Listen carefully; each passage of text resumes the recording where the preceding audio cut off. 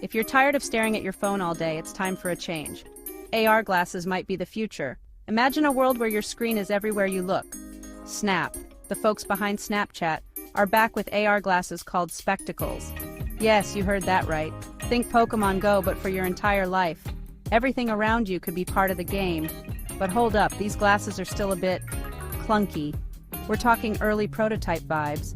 They've got the charm of a brick with the battery life to match. Not exactly sleek or long-lasting, and they're mainly for developers right now. So, unless you're a tech wizard, you might want to wait.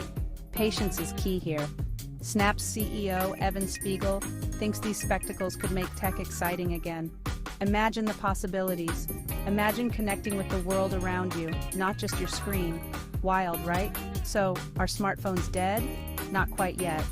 But AR glasses are peeking through the curtains, giving us a glimpse of a new tech horizon.